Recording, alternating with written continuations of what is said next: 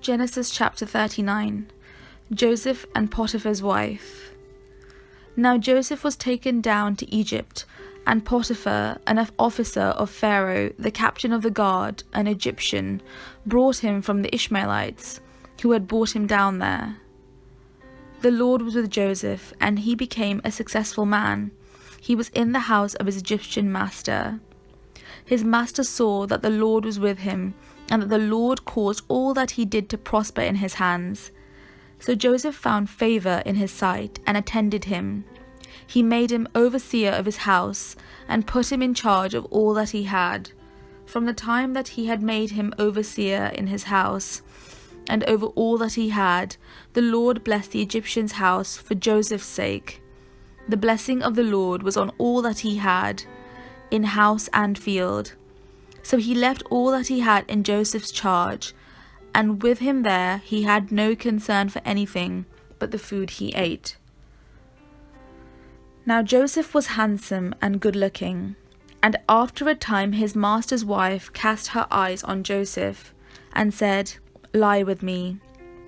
But he refused, and said to his master's wife, "Look with me, my master has no concern about anything in the house, and he has put everything that he has in my house. He is not greater in this house than I am, nor has he kept back anything from me except yourself, because you are his wife. How then could I do this great wickedness and sin against God?"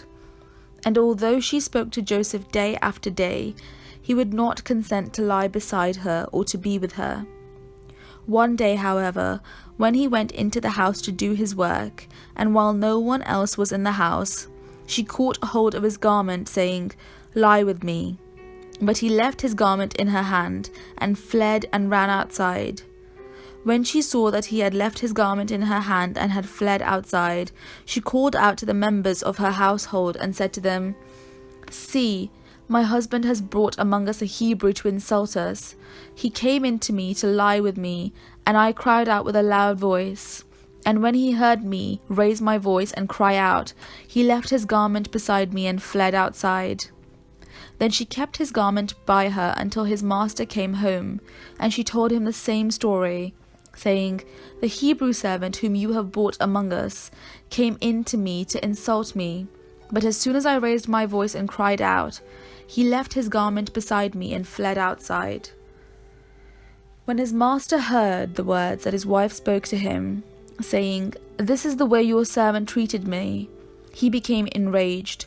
And Joseph's master took him and put him into the prison, the place where the king's prisoners were confined. He remained there in prison, but the Lord was with Joseph, and showed him steadfast love. He gave him favor in the sight of the chief jailer. The chief jailer committed to Joseph's care all the prisoners who were in the prison, and whatever was done there, he was the one who did it. The chief jailer paid no heed to anything that was in Joseph's care, because the Lord was with him, and whatever he did, the Lord made it prosper.